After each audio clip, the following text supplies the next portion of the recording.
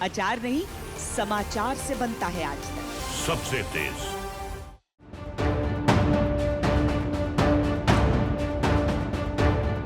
Myanmar में चल रहे सेना के अत्याचार के बीच लोग वहां से पलायन कर रहे हैं। इस कड़ी में म्यांमार से पुलिसकर्मियों एवं नागरिकों के भागकर मिजोरम में शरण लेने की रिपोर्ट पर भारत सरकार सक्रिय हो गई है और वो इस पूरे मामले पर करीबी से नजर रखना शुरू कर दिए हैं।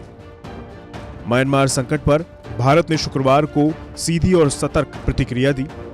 विदेश मंत्रालय के प्रवक्ता ने दोहराया कि भारत म्यांमार में संकट के शांतिपूर्ण समाधान का पक्षधर है। एक वर्चुअल मीटिंग में श्रीवास्तव ने कहा कि म्यांमार के ताजा हालात पर हमारी करीबी नजर बनी हुई है। इस मामले पर हम अपने सहयोगी देशों के साथ बातचीत कर रहे हैं।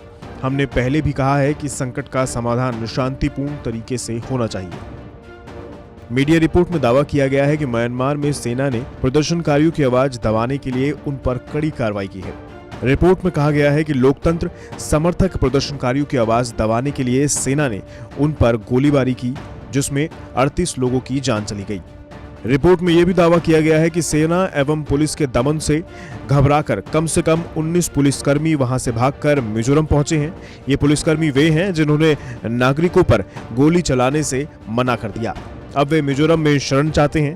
म्यांमार के नागरिकों एवं पुलिसकर्मियों के भारत में आने की रिपोर्ट पर श्रीवास्तव ने कहा कि इन रिपोर्ट में हम जांच कर रहे हैं और एक बार ज्यादा जानकारी मिलने पर हम इस पर जवाब देंगे।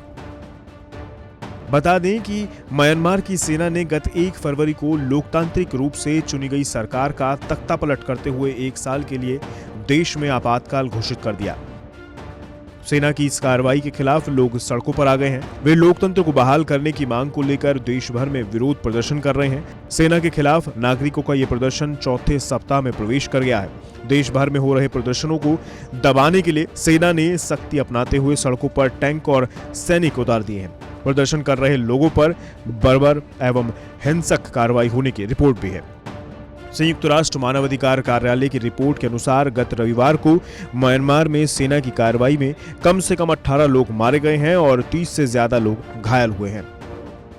NHK वर्ल्ड ने म्यांमार स्थित एक मानवाधिकार समूह के हवाले से कहा है कि मंगलवार के प्रदर्शन को कवर करने वाले कम से कम 15 रिपोर्टर एवं कैमरा दल के सदस्यों को हिरासत में लिया गया है। म्यांमार में तख्तापलट और नागरिकों पर दमन चक्र चलाने के लिए वहां की सेना की दुनिया भर में निंदा हो रही है। अमेरिका सहित विश्व के कई देशों ने म्यांमार में लोकतांत्रिक प्रक्रिया बहाल करने के लिए सेना पर दबाव बनाया है, लेकिन वैश्विक दबाव का उस पर कोई असर होता नहीं दिख रहा है। सैन्य तख्तापलट के बाद सैकड़ों लोगों को हिरासत में लिया गया है।